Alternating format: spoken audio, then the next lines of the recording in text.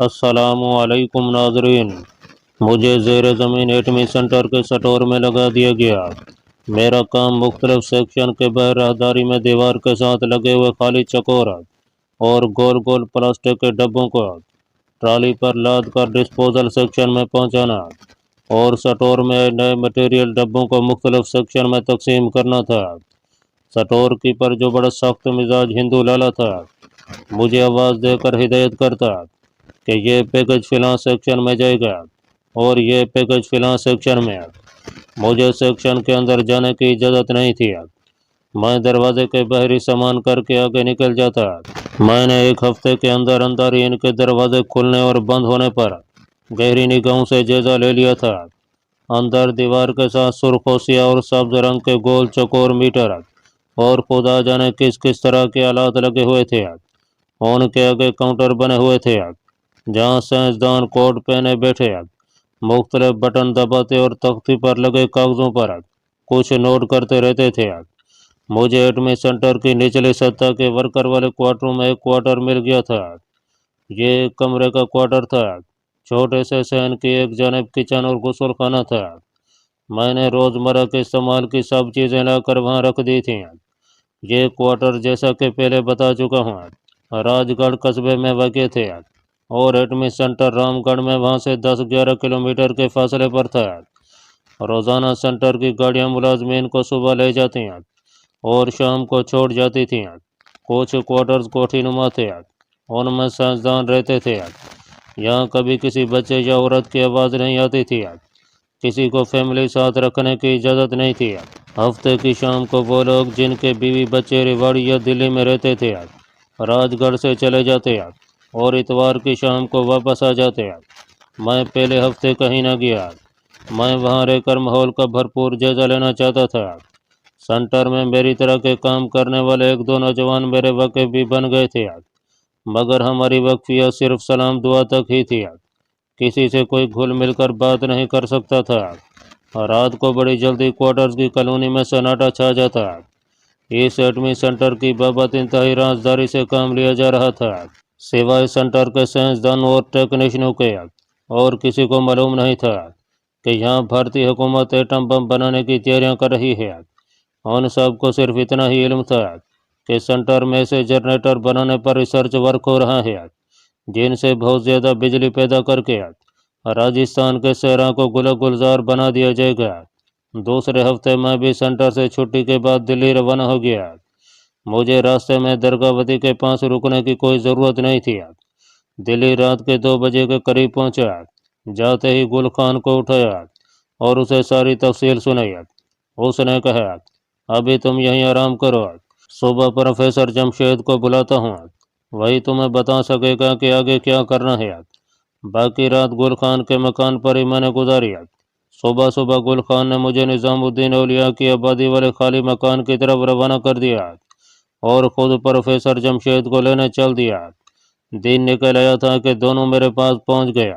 میں نے پروفیسر کو ایٹمی سینٹر کی ایک ایک تفصیل سمجھی۔ میں نے اسے بتایا کہ سینٹر میں کل 5 سیکشن ہیں۔ ہر سیکشن میں بجلی کی عجیب عجیب قسم کے چھوٹے اور بڑے آلات اور مشینیں لگی ہوئی ہیں۔ ہر سیکشن میں صبح سے شام تک کام ہوتا رہتا ہے۔ کوئی کسی سے زیادہ بات نہیں کرتا، ہر کوئی اپنے کام میں مصروف رہتا ہے۔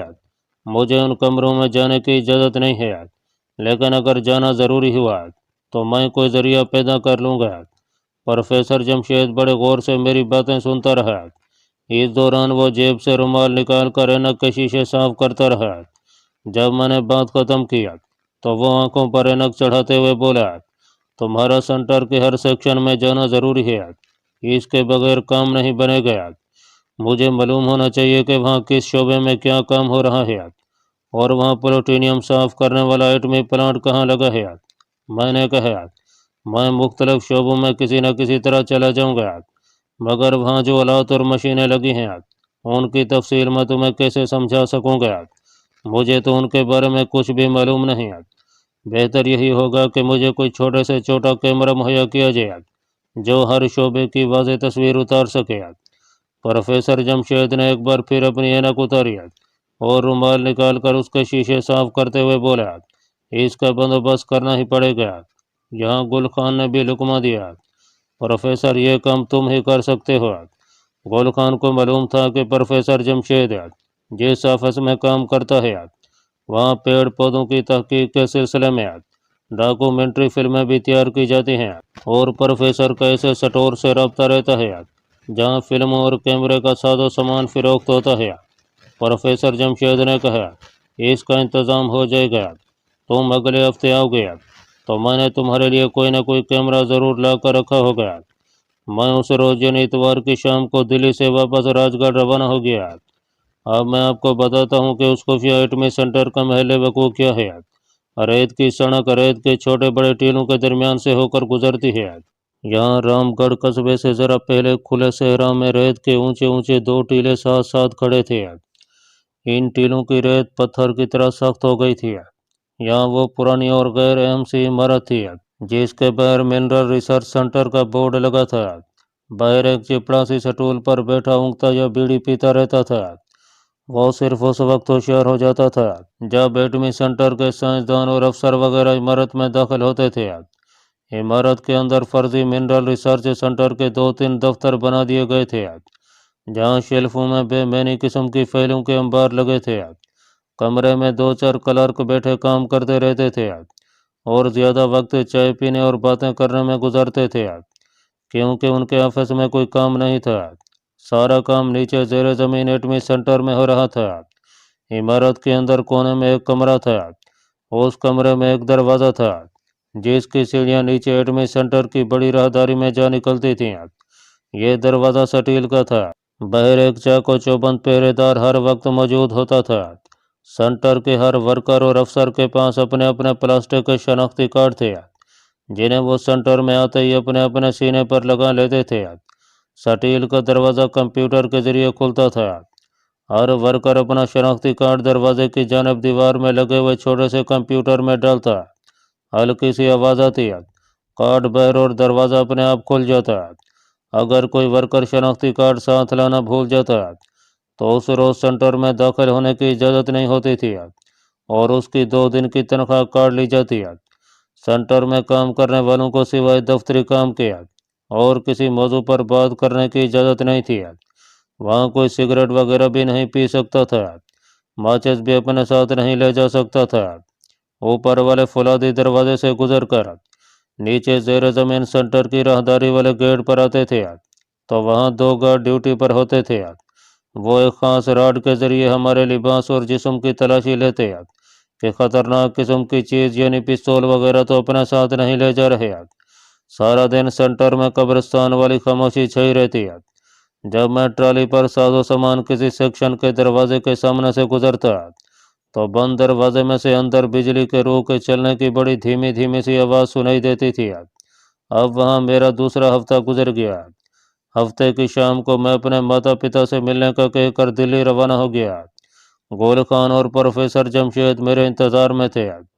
پروفیسر نے جیب میں سے ایک چھوٹی سی ڈبیا نکالی اور مجھ سے مخاطب ہو کر کہنے لگا، اس میں ایک ایسی الادین کے چراغ والی شے ہے جو مجھے ایٹمی سینٹر کے اندر کا راز کھول کر بتا دے گی۔ اس نے ڈبیا کھولی، اس میں سے ایک ٹئی پن نکال کر مجھے دیا۔ یہ انگوٹھی کا سنہری ٹئی پن تھا جس کے درمیان میں کالے رنگ کا چکور نگینہ جڑا ہوا تھا۔ جمشید نے اینک کے شیشے صاف کرنے شروع کر دیے تھے۔ کہنے لگا، دیکھنے میں یہ ایک معمولی سا ٹئی پن ہے جسے لوگ اپنی ٹئی پر لگاتے ہیں تاکہ ٹئی کے ساتھ چپکی رہے، مگر اس کے درمیان میں جڑا ہوا جو نگینہ تم دیکھ رہے ہو یہ طاقتور لینز والا کیمرہ ہے۔ پھر اس نے اینک آنکھوں پر لگائی اور ٹئی پن اپنے ہاتھ میں لے کر مجھے ٹئی کے نگینے کے اوپر ذرا سا باہر نکلا ہوا ایک پیج دکھایا۔ جس وقت تم اس پیج کو دباؤ گے نگینے میں لگا ہوا کیمرہ اپنا کام شروع کر دے گا۔ جہاں جہاں تم جاؤ گے ان جگہوں کی تصویریں لیتا جائے گا۔ اس سے زیادہ مختصر اور کارآمد کیمرہ شاید مجھے کہیں نہیں مل سکتا تھا۔ تم اسے اپنی ٹئی پر تھوڑا اوپر کر کے لگا لینا۔ پروفیسر جمشید نے میرا مسئلہ حل کر دیا تھا۔ اب مجھے ایٹمی سینٹر کے مختلف سیکشن نقشے تیار کرنے اور ان کے آلات کی تفصیلات یاد کرنے کی ضرورت نہیں تھی۔ میں اتوار کی شام کو اپنی ڈیوٹی پر واپس آ گیا۔ خفیہ کیمرے والا ٹئی پن میں نے وہیں سے اپنی ٹئی کے ساتھ لگا لیا تھا زیر زمین سینٹر میں جانے کے بعد ہمیں سفید کوٹ پہننا پڑتے تھے۔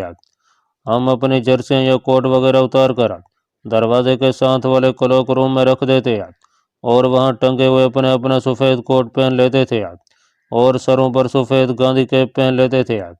میں چونکہ سکھ کے بھیس میں تھا اس لیے مجھے ٹوپی نہیں پہننی پڑتی تھی، البتہ میں نے ایک سفید پگڑی ضرور خرید لی تھی جسے میں ایٹمی سینٹر میں اپنی ڈیوٹی کے وقت پہن لیتا تھا۔ سٹیل کے دروازے پر شناختی کارڈ کمپیوٹر میں ڈال کر دروازہ کھولنے سے پہلے ایک الیکٹرانک راڈ ہمارے جسم کے آگے پیچھے پھیر کر ہماری چیکنگ ہوتی ہے کہ ہم کوئی چیز تو اپنے ساتھ نہیں لے جا رہے۔ جس روز میں ٹائی پن لگا کر سینٹر میں داخل ہونے لگا تو حسب معمول الیکٹرانک راڈ میرے جسم کے آگے پیچھے پھیرا گیا۔ میرا خیال تھا کہ ٹائی پن دھات کا بنا ہوا ہے جس کی وجہ سے کمپیوٹر میں ٹی ٹی کی آواز ضرور آئے گی، لیکن اس بات کا پروفیسر جمشید کو پہلے سے علم تھا، چنانچہ اس نے مجھے جو ٹائی پن دیا تھا وہ یقیناً پلاسٹک کا تھا۔ میں چیکنگ کے مرلے سے روز کی طرح بخیر و خوبی نکل گیا۔ اب میرے سامنے یہ مسئلہ تھا کہ ایٹمی سینٹر کے جو 5 شعبے اور 5 کمرے تھے اور جہاں مختلف قسم کے آلات لگے تھے ان کے اندر کس طرح جایا جائے۔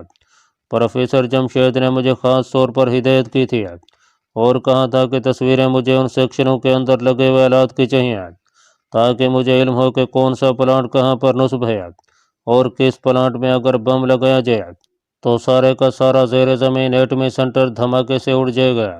مصیبت یہ درپیش تھی کہ ان 5 کمروں میں سوائے سینٹر کے سائنسدانوں اور ماہرین کے اور کسی ورکر کو داخل ہونے کی اجازت نہیں تھی۔ ہر سیکشن کے بند دروازے پر ایک باوردی گارڈ سٹین گن لیے کھڑا ہوتا تھا۔ کسی وقت اتفاق سے میں ٹرالی کا سامان لے کر وہاں سے گزرتا اور کسی سائنسدان کے اندر آنے جانے سے دروازہ اپنے آپ کھلتا اور بند ہوتا تو میری نظر اندر پڑ جاتی تھی۔ مجھے بھی اندر جانے کی اجازت نہیں تھی۔ میں نے سینٹر کے کسی دوسرے ورکر کو بھی کبھی ان خفیہ آلات والے کمروں میں نہیں دیکھا تھا، البتہ میرے ذہن نے بڑی تیزی اور یکسوئی سے ان کمروں میں داخل ہونے کے طریقوں پر غور کرنا شروع کر دیا۔ یہ کام اتنا آسان نہیں تھا اور اس کے بغیر میرا کمانڈو مشن تکمیل تک نہیں پہنچ سکتا تھا۔ یہ زیر زمین ایٹمی سینٹر زمین کے اندر کافی جگہ گھیرے ہوئے تھے۔ آمنے سامنے کمرے تھے، درمیان میں کشادہ راہداری تھی جس کی چھت پر بجلی کے بلب سارا دن روشن رہتے تھے۔ ماحول میں ایک لمحے کے لیے بھی اندھیرے کا احساس نہیں ہوتا تھا، ہر وقت فضا تازہ رہتی تھی، ایئر کنڈیشننگ کی وجہ سے حبس نہیں رہتی تھی۔ اس سیکشن کا کمرہ راہداری کے درمیان میں تھا۔ میں نے 1-2 بار اس کمرے میں جھانکا تو ایک دبلی پتلی اینک پوش عورت کو سفید کوٹ پہنے اندر جاتے باہر نکلتے دیکھا تھا۔ ایک بار میں کمرے کے سامنے سے ٹرالی پر سامان رکھے گزر رہا تھا تو دروازہ کھل گیا اور میں نے دیکھا کہ ایک دبلی پتلی سانولے رنگ کی عورت کمرے میں کاؤنٹر کے پاس بیٹھی کام کر رہی تھی۔ میں نے سوچا کہ اس عورت سے دوستی کرنی چاہیے، ہو سکتا ہے کمرے میں داخل ہونے کا کوئی موقع مل جائے۔ مصیبت یہ تھی کہ وہاں کسی کو کسی سے فالتو بات کرنے کی اجازت نہیں تھی، ہر کوئی منہ میں کنگنیاں ڈالے رہتا تھا۔ کسی چیز کے بارے میں پوچھنا ہوتا تو 2 لفظی بات ہوتی اور پھر خاموشی چھا جاتی۔ میں نے بہت جلد معلوم کر لیا کہ وہ دبلی پتلی سائنسدان عورت ایٹمی کالونی کی ایک کوٹھی نما کوارٹر میں اکیلی رہتی ہے، خود ہی کھانا پکاتی ہے اور اتوار کی چھٹی والے دن بھی کہیں نہیں جاتی۔ میں نے ایک منصوبے پر کام کرنا شروع کر دیا۔ میں نے اس عورت کو کبھی کسی سے بات کرتے نہیں دیکھا تھا، لیکن اس کے سوائے وہاں سینٹر میں داخل ہونے کا اور کوئی وسیلہ دکھائی نہیں دے رہا تھا۔ میرا خیال تھا کہ اگر میں اس بے رنگ و بو قسم کی عورت سے دوستی استوار کر لیتا ہوں تو کسی وقت کم از کم اس سے کوئی ضروری بات کرنے کے بہانے سے ہی میں اس کے کمرے میں داخل ہو کر اس کمرے کی تصویریں لے سکتا ہوں۔ کسی مرد سائنسدان سے مجھے اس کمزوری کی امید نہیں تھی، ایک عورت ہی میرے یہاں کام آ سکتی تھی۔ اس دوران میں نے اس سائنسدان عورت کے بارے میں تھوڑی بہت معلومات حاصل کر لی تھی۔ اس کا نام نرملا دیوی تھا، وہ جے پور راجستھان کی رہنے والی تھی۔ نیوکلیئر سائنسز میں اس نے MSc کیا ہوا تھا۔ ماں باپ بچپن میں ہی وفات پا گئے تھے۔ ایک بھائی تھا جو بمبئی میں کاروبار کرتا تھا۔ نرملا دیوی اس لیے ہفتے اتوار کو کہیں بھی باہر نہیں جاتی تھی اور اپنے کوارٹر میں ہی رہتی تھی۔ میں شام کے وقت سیر کے بہانے کالونی میں نکلا تھا۔ عجیب بات تھی، وہاں سارے لوگ سینٹر سے واپس آ کر अपने अपने कमरों में जैसे बंद हो जाते थे। कहीं कहीं कोई साइंसदान या वर्कर अपने रिहाइश गाह के शहर में पौधों को पानी वगैरह देता नजर आ जाता है। ये लोग राजगढ़ से करीबी रामगढ़ के कस्बे से अपने हफ्ते भर का राशन खरीद कर ले आते थे और इसके बाद कमरों में बंद हो जाते थे। उसमें कुछ नीम पुरस्कार और लोगों से मेरा पहली बार वास्ता पड़ा था। बहरहाल कॉलोनी में कमरों से बाहर निकलने की इजाज़त थी। चुनाचे मैं शाम के वक्त या छुट्टी के दिन निर्मला देवी के क्वार्टर के गिर्द दो एक चक्कर लगाने लगा। एक तरह से मैंने उसकी निगरानी शुरू कर दी थी कि ये किस वक्त क्या कर रही होती है और इसके मशागल क्या हैं। मगर यह साइंसदान औरत तो हद से ज़्यादा तन्हाई पसंद थी। कभी मैंने इसे शाम के वक्त या छुट्टी वाले दिन भी कमरे से बाहर नहीं देखा था। उसके पास कोई नौकरानी भी नहीं थी। मेरा दिल कह रहा था कि ये औरत मेरे काम आ सकती है। सिर्फ एक बार उससे मिलने और सामने बैठकर उससे बातें करने की देर थी। मुझे मालूम था कि मैं इस पर अपना असर डाल लूँगा। एक रोज़ मेरे जहन में एक तरकीब आ गई। मैं सेंटर से छुट्टी के बाद अपने क्वार्टर में आने की बजाय रामगढ़ के बड़े बाज़ार में आ गया। यहाँ मिठाइयों की बड़ी अच्छी दुकान थी। वहाँ से मैंने एक शेर मिठाई का डब्बा लिया और अपनी कॉलोनी की तरफ चल पड़ा। साइंसदान निर्मला देवी के कोठीनुमा क्वार्टर का दरवाज़ा बंद था। वहाँ सब क्वार्टरों के दरवाजे बंद ही रहते थे। मैंने आहिस्ता से दरवाजे पर दस्तक दिया क्योंकि किसी के दरवाजे पर कार बेल नहीं लगी थी। दो तीन बार दस्तक देने के बाद अंदर से किसी औरत की नीम मुर्दा सी आवाज़ आई। उसने अंग्रेजी में पूछा, कौन है? मैंने उर्दू में कहा, निर्मला जी मैं हूँ, जसवंत सिंह है, आपके साथ इस सेंटर में काम करता हूँ। 4-5 सेकंड की खामोशी के बाद अंदर से फिर उस औरत ने अंग्रेजी में पूछा, किस लिए आए हो? मैंने भी इस बार अंग्रेजी में जवाब दिया, मैडम मैं आपकी खिदमत में पेश करने के लिए एक ज़रूरी चीज़ लाया हूँ, प्लीज़ मुझे मायूस न कीजिएगा। मैंने पता कर लिया था, वो माघ के देसी महीने की 16वीं तारीख थी। मज़ीद 10 सेकंड के वक्फे के बाद दरवाज़ा आहिस्ता से खुला। मेरे सामने दुबली पतली साइंसदान औरत निर्मला देवी सफ़ेद साड़ी और सफ़ेद कोट पहने खड़ी मेरी तरफ देख रही थी। उसने घर पर भी दफ्तर वाला लिबास पहन रखा था, सिर्फ सर पर सफ़ेद गांधी कैप नहीं थी। मैंने बड़ी शिस्त अंग्रेजी में कहा, मैडम मेरी माता जी माघ की 16वीं को गुरुवर्जन देव जी का प्रसाद दिया करती हैं। मेरी माता जी तो यहाँ नहीं हैं, उनकी जगह मैं ये प्रसाद आपके लिए लाया हूँ। प्रसाद लाने की खास वजह यह है कि ये प्रसाद माता जी सिर्फ औरतों और बच्चों में ही बांटती हैं, किसी मर्द को ये प्रसाद नहीं मिलता। प्लीज़ इसे कबूल कर लीजिए। निर्मला देवी के चेहरे के तासुरात में ज़रा जितना भी तगय्युर नहीं आया था। वो मुसलसल सपाट चेहरा उठाए बेजान आंखों से मेरी तरफ देख रही थी। उस वक्त मुझे लगा कि ये एटम की बनी हुई औरत है। मैंने अपनी बातों में एक सेकंड का भी वक्फा न डाला और मिठाई वाला डब्बा उसकी तरफ बढ़ाते हुए कहा, प्लीज़ इसे स्वीकार करें, कॉलोनी में सिर्फ आप ही एक खतून हैं। वैसे भी मैं आज से आपके संजीदा मिजाज और क्लासिकल खदोखान से बड़ा मुतासर हुआ हूँ। इस आखिरी जुमले ने थोड़ा सा काम दिखाया। उसने डब्बा ले लिया। मैं इस इंतज़ार में था कि मुझे अंदर आने के लिए कहेगी, मगर उसने शुक्रिया कहकर दरवाज़ा बंद कर दिया। मैंने अपनी आदत के मुताबिक अपने दिल में उसे एक पंजाबी में गाली दिया और अपने क्वार्टर की तरफ चल पड़ा। सिख नौजवान का भेष बदलने के बाद मेरी कुछ आदतें भी सिखों वाली हो गई थी। मसलन ज़बान पर पहले से ज़्यादा गालियाँ आती थीं और मुझे बात करते हुए उन्हें रोकना पड़ता था। अपने क्वार्टर में आकर मैंने भी अपने आप को कमरे में बंद कर लिया और उस औरत निर्मला देवी पर किसी दूसरी तरफ से हमला करने के बारे में सोचने लगा। मैंने अंदाज़ा लगाया था कि उस औरत को अंग्रेज़ी बोलने का बड़ा शौक़ है। मैं दिल्ली से एक अंग्रेज़ी की किताब खरीद लाया था जो उस वक्त बिल्कुल नई नई मेरे पास पड़ी थी। ये किसी अंग्रेज़ मुसन्निफ़ का नावल था जिसका नाम मुझे अच्छा लगा। मैंने ख़रीद लिया। अभी मैंने उस पर अपना नाम भी नहीं लिखा था। 2 दिन बाद मैं शाम के वक्त एक बार फिर साइंसदान औरत निर्मला देवी के यहाँ पहुँच गया। हस्बे मामूल दरवाज़ा बंद था। कुछ डरते डरते दस्तक दिया। 3-4 बार दस्तक देने के बाद अंदर से वही मुर्दा सी आवाज़ आई।